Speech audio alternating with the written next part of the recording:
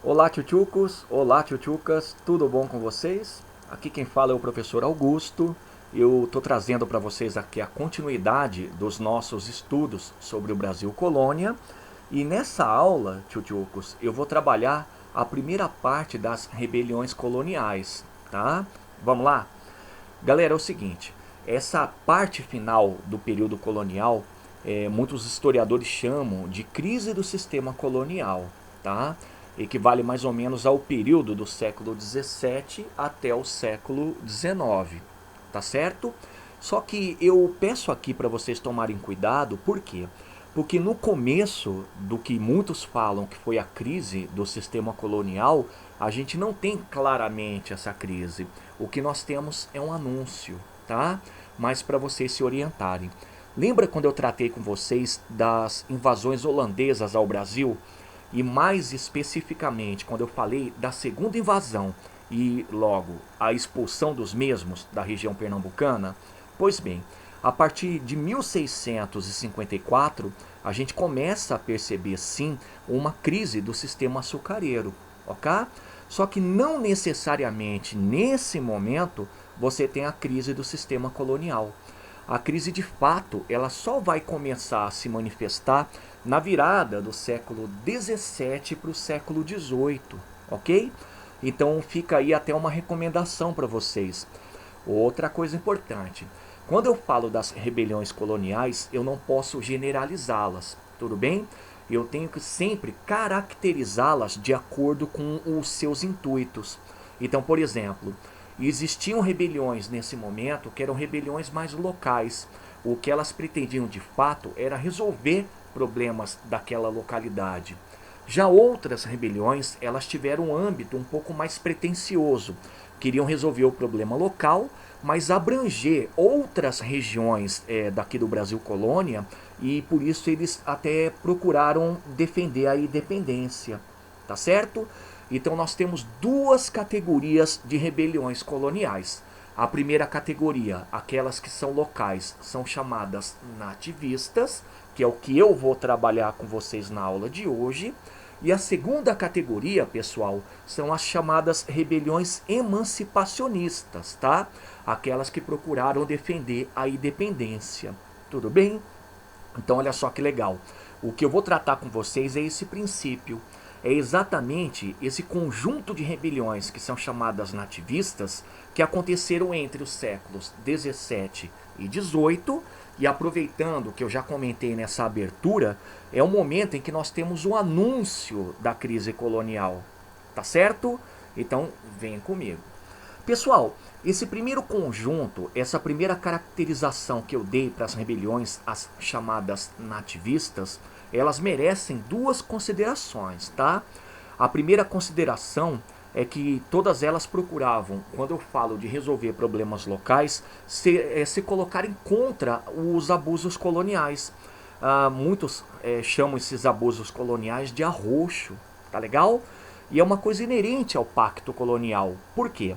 Porque dentro das pretensões máximas do pacto colonial, a gente tem que lembrar que a metrópole ela sempre exige da colônia materiais, né, como matéria-prima e metais preciosos, mas ao mesmo tempo lucro. Tá legal? Até porque esses materiais que vêm das colônias são revendidos, são entesourados, são manufaturados, tá certo? Então o que acontece é que esses abusos coloniais, eles passam nesse momento a serem um pouquinho mais agressivos. E eu explico já por quê. Não é crise do sistema colonial, é um anúncio. Meninos, é o seguinte, depois da famosa União Ibérica, a coroa portuguesa passou por uma série de dificuldades econômicas até se adequar a essa nova realidade de independência, tá?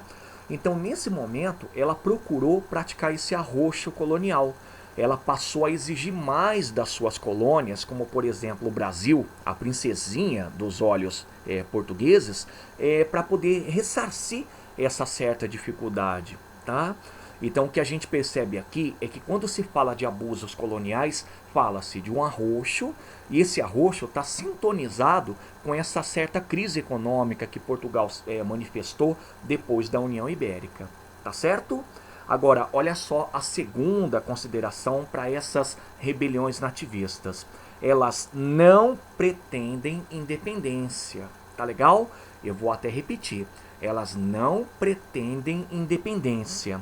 Ora, senhores, se essas rebeliões elas são nativistas no sentido de localizadas, de tentar resolver problemas locais, elas não tinham essa pretensão independentista. E uma outra coisa interessante é o seguinte: quando você fala de nativista, nativista vem de nativismo, não é? E o nativismo é quando você valoriza a regionalidade, os costumes daquela localidade. Então, para eles, não havia o sentido de nação, não havia ainda a concepção de um Brasil que fosse maior, e sim aquela região. Tá legal? Então, foquem aí. Não pretendem independência. O que eles querem é resolver problema regional. Tá legal? Galera, rapidão, são 5 rebeliões nativistas das mais comuns. Quais são elas? A aclamação de Amador Bueno, que aconteceu em São Paulo. A revolta de Beckman, que aconteceu no Maranhão. A Guerra dos Emboabas, que aconteceu nas fronteiras do que hoje, ou limite do que hoje é o estado de São Paulo com Minas Gerais.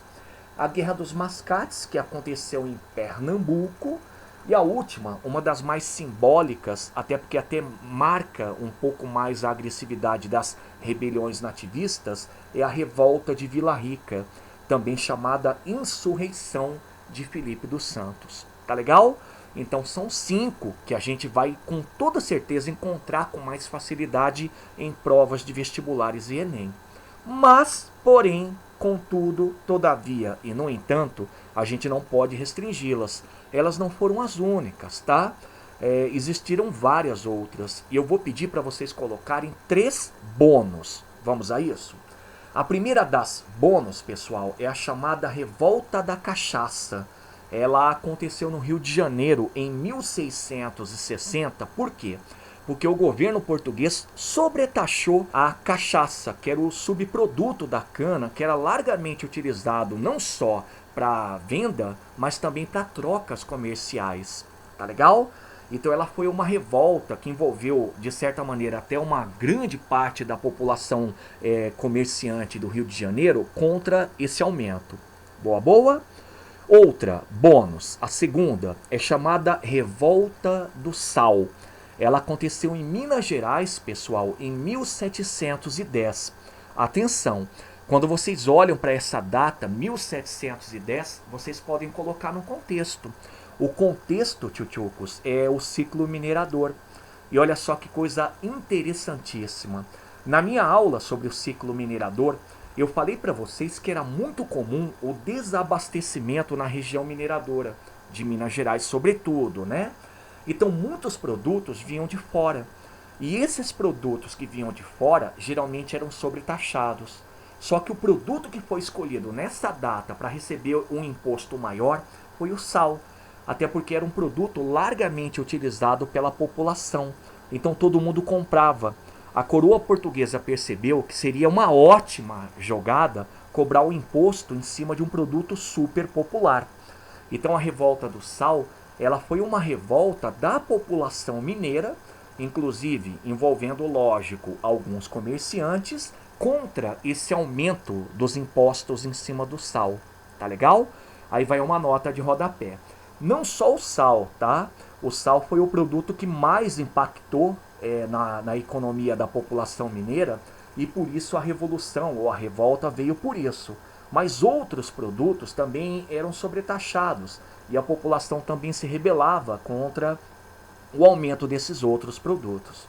Legal? E o último bônus para vocês, pessoal, é chamada Revolta do Maneta. Legal o nome, né? Maneta. Maneta é o nome de um dos líderes, talvez o principal. Em resumo, pessoal, essa revolta aconteceu na Bahia no ano de 1711 e basicamente se trata também de uma revolta da população contra o aumento de impostos da região baiana. E que coisa interessante, sabe por quê? Porque 1711, pessoal, já é o momento em que a crise açucareira se manifestava de uma maneira um pouco mais clara, mais latente. Então a coroa portuguesa, ela optou por sobretaxar vários produtos da região e com isso aumentar a margem de lucro nessa arrecadação. Então a população se rebelou e essa foi a revolta do Maneta. Tá legal? O que essas revoltas têm de tão singular, pessoal, e tão próximas para a gente definir de novo o que é uma rebelião nativista? Elas eram locais, elas não queriam a independência. Tá certo? Então, 3 bônus. Agora vamos àquilo que é o mais importante, o feijão com arroz. Então vamos tratar das 5 que eu comentei que são cobradas. A primeira delas, pessoal, é a famosa aclamação de Amador Bueno.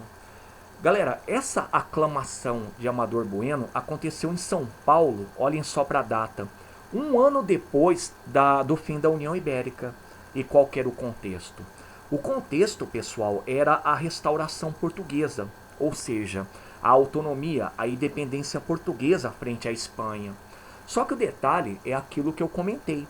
A coroa portuguesa, ela estava meio que lesada economicamente e percebeu que ela tinha que praticar o arroxo em cima das suas colônias. Lembrando que a colônia brasileira era a mais sobretaxada, a mais arroxeada.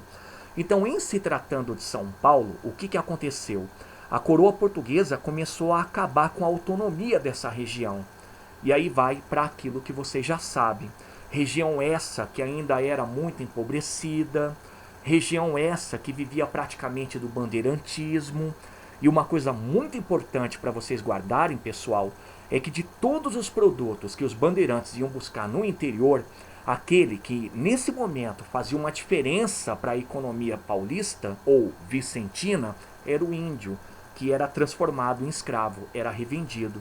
Então reparem, quando acaba essa autonomia de São Paulo, o que acaba também é essa facilidade, essa liberdade que o paulista ou bandeirante tinha de negociar indígenas como escravos. Tá certo? Então o que aconteceu? Aconteceu uma revolta.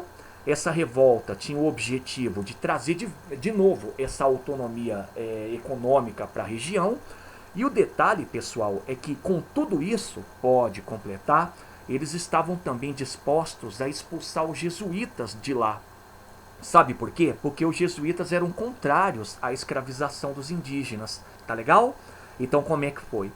Galera, aconteceu que alguns comerciantes de indígenas, paulistas, lógico, também chamados, eu peço até para vocês facilitarem nos estudos, colocarem como bandeirantes, se rebelaram, expulsaram os jesuítas da região e ainda, tchutchucos, pode circular com muita garra. Aclamaram um comerciante muito forte de origem espanhola da região como rei. Agora, toma cuidado, não significa que essa região queria se separar. O que significa é que, colocando esse Amador Bueno, eles estavam querendo colocar uma espécie de um vice-rei na região. Tá certo? E olha só como deu tudo errado. O Amador Bueno, ele acabou não aceitando essa aclamação, até porque ele sabia que isso seria muito complicado. Todo tipo de liderança que vai contra o rei ou vai contra o sistema colonial e não sendo claramente um membro da elite portuguesa podia ser morto. Então ele não aceitou.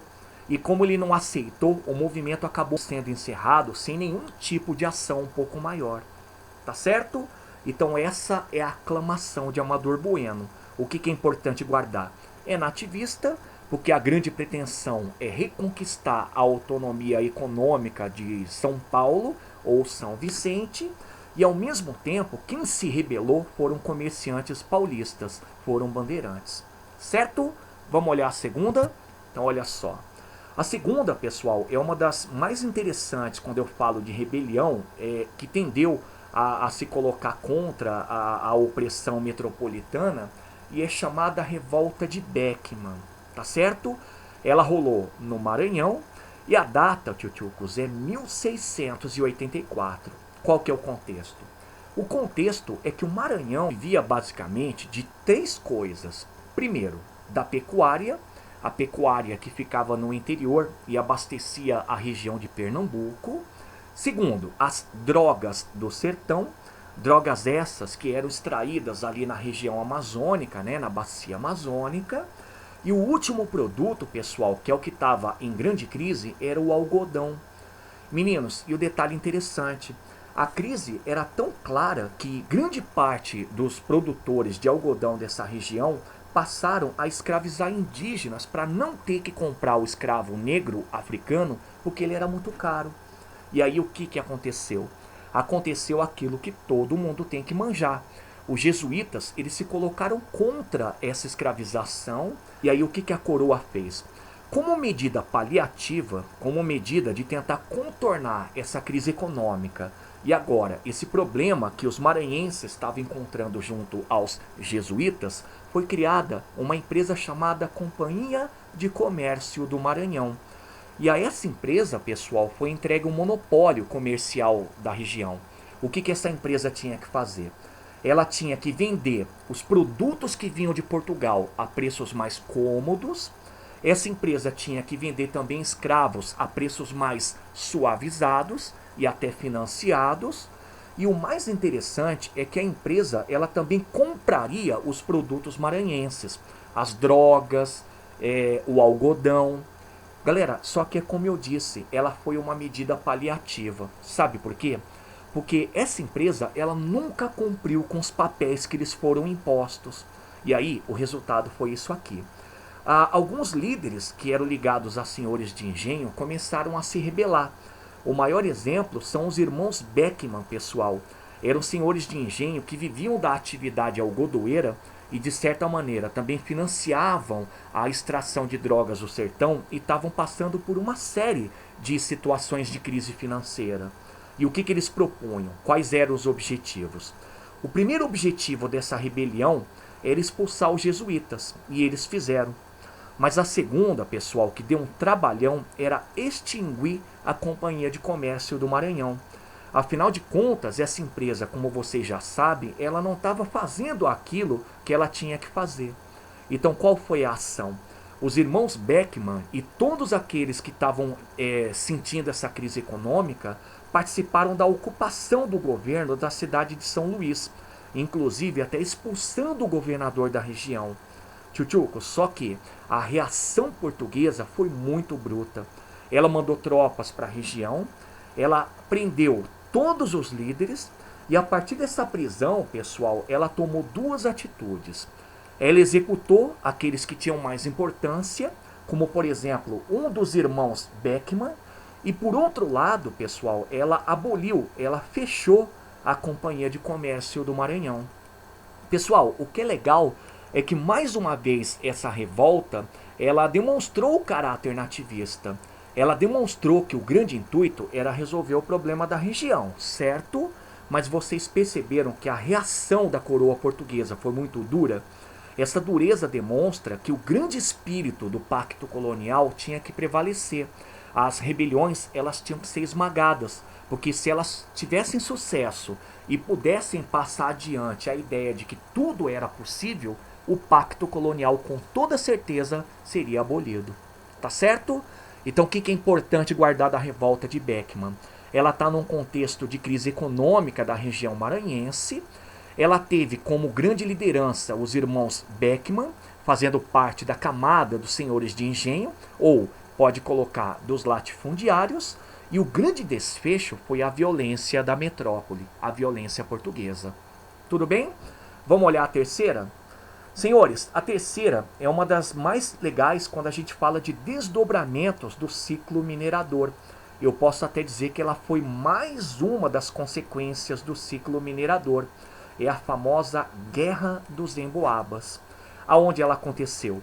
Ela aconteceu em Minas Gerais entre os anos de 1708 e 1709, tá?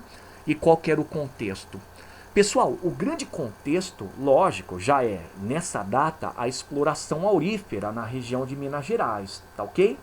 Só que por esse contexto a gente pode tirar o seguinte: quem estava tentando monopolizar toda a extração e ao mesmo tempo controlar as regiões mineradoras eram os descobridores, eram os bandeirantes paulistas, tá? Só que do outro lado existia também a presença daqueles que não eram da região.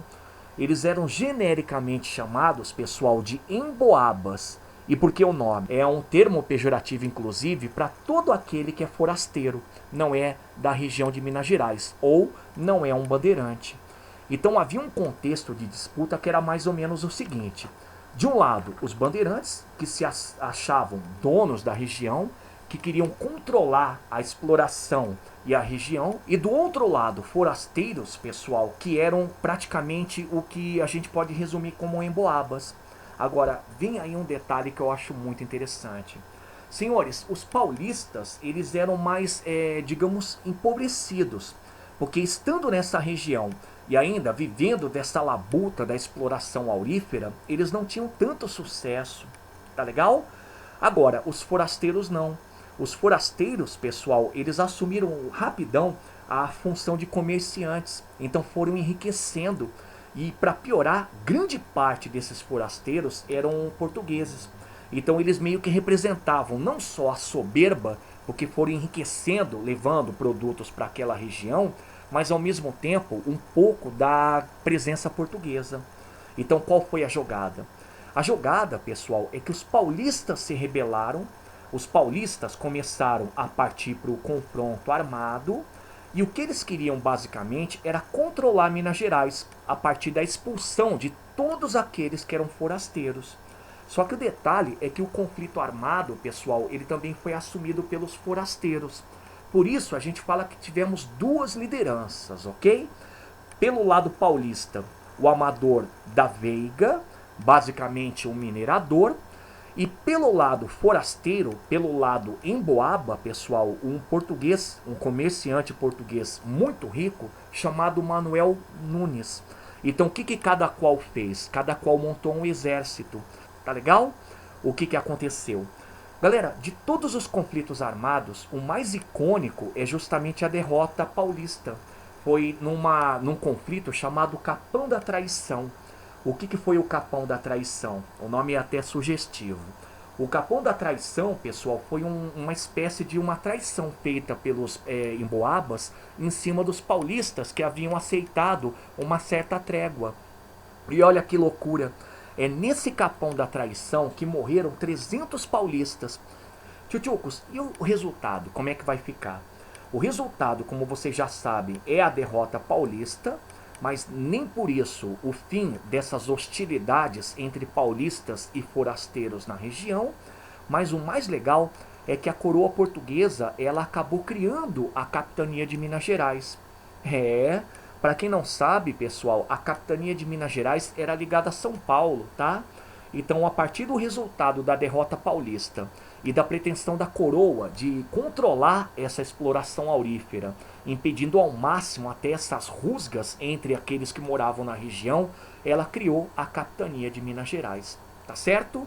E a partir da criação da capitania de Minas Gerais, lembra lá, nós temos a criação do órgão mais importante dessa região, ou consolidação desse órgão, que é a Intendência das Minas. Mais tarde, nós temos a criação da Casa de Fundição. Lembra lá daquela aula do ciclo minerador, a instituição dos impostos, como por exemplo, o quinto, a finta e por aí vai. Tá certo? Entenderam? Então vamos saltar para a quarta revolta desse período, pessoal. A quarta revolta nativista é a popular Guerra dos Mascates. Tchutchucos, primeiro, eu adoraria que vocês traduzissem o termo mascate, tá certo? Mascate, pessoal, é um termo pejorativo que todo brasileiro dava a comerciante. Só que nessa época, mascate era um termo genérico para também portugueses. Até porque muitos portugueses da região pernambucana viviam da atividade comercial. Tudo bem? Então, já até mencionei. Ela foi um conflito, uma revolta que aconteceu em Pernambuco entre os anos de 1710 e 1711. E qual que é o contexto? O contexto, pessoal, é um conflito que existia entre duas cidades. A cidade de Recife, que na verdade era uma cidade que a gente vai chamar de submissa, contra Olinda, pessoal, que era a cidade mandatária. Agora, por que acontecia esse conflito? Galera, a cidade de Recife, basicamente, era uma cidade de reduto dos comerciantes portugueses. E detalhe, nesse momento, se vocês olharam a data, vocês já estão sacando qual é o momento, nós temos já o anúncio da crise açucareira. Então esses comerciantes, eles foram enriquecendo demais nessa crise açucareira. Como? Emprestando dinheiro aos olindenses, vendendo produtos de forma muito mais eficaz na região. Enquanto do outro lado, pessoal, a cidade de Olinda passava por uma situação diferente.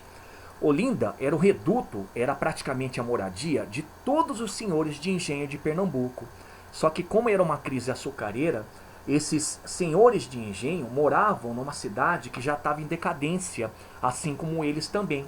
Então eles eram aqueles que pegavam empréstimos dos comerciantes, eram aqueles que pagavam mais caro pelos produtos que os comerciantes vendiam. Só que o detalhe, tio, é que Olinda era a capital. Então havia também uma briga relacionada a ego.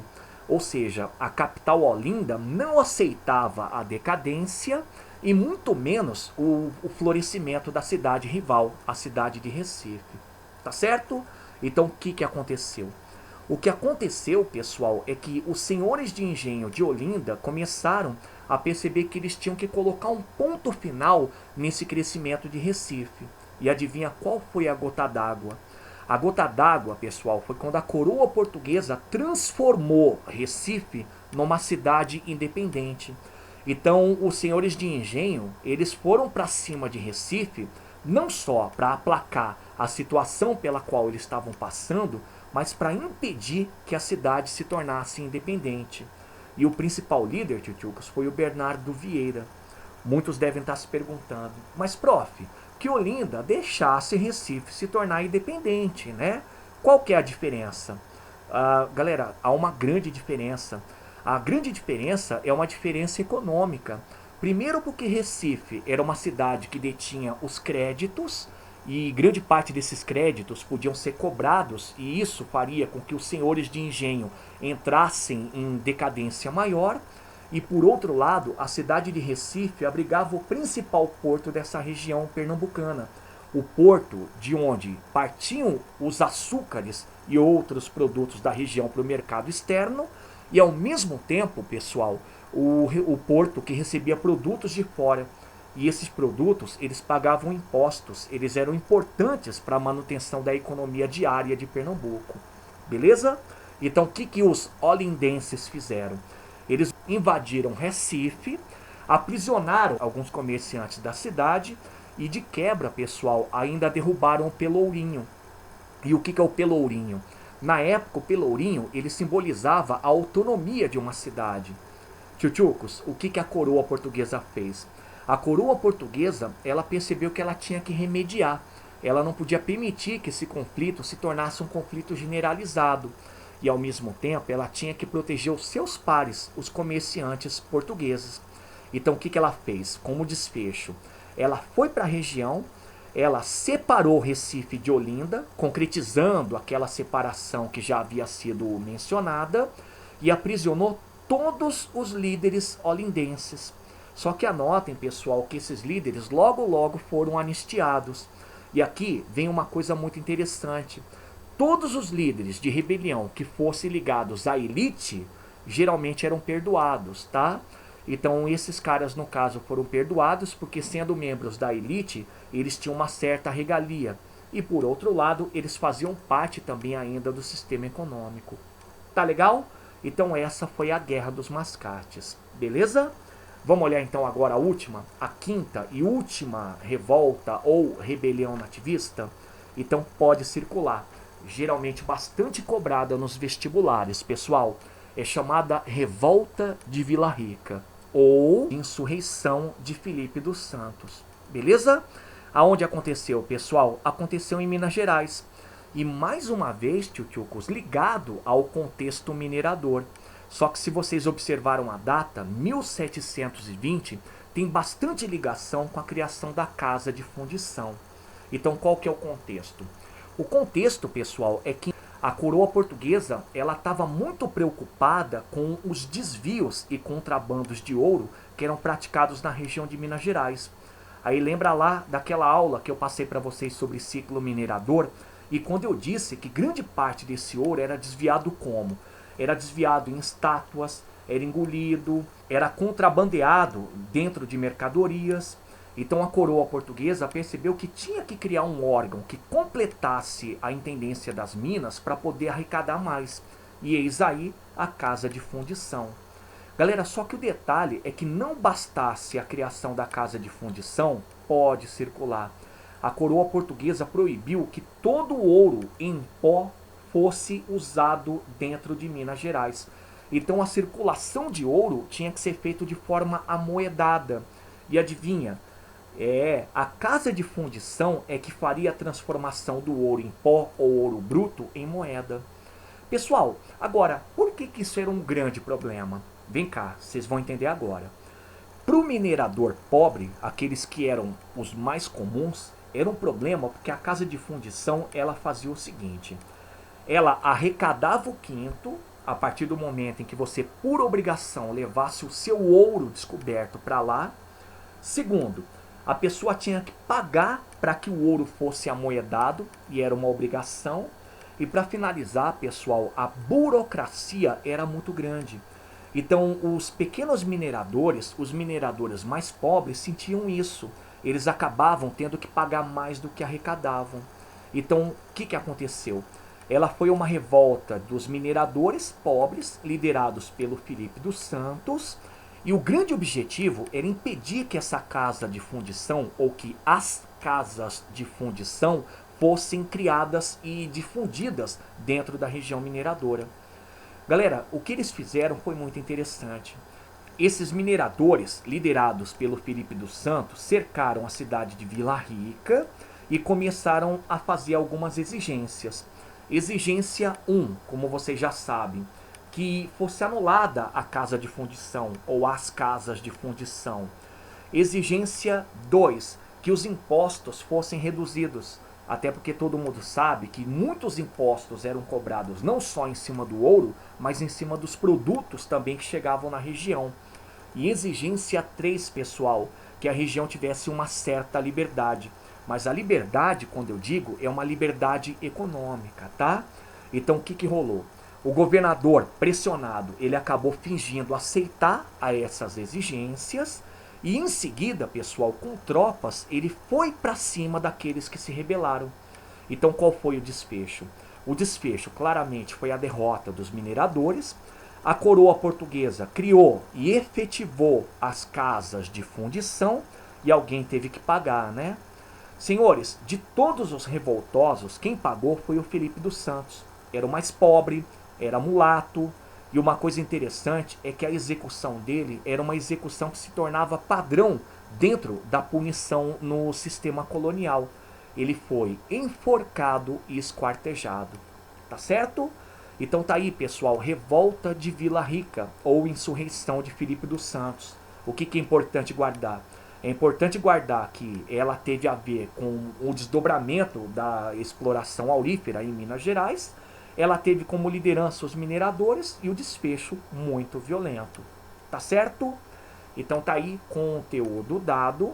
A minha despedida tá aqui. Tchutchucos, leiam mais sobre esse assunto na apostila, nas páginas que eu especifiquei para vocês.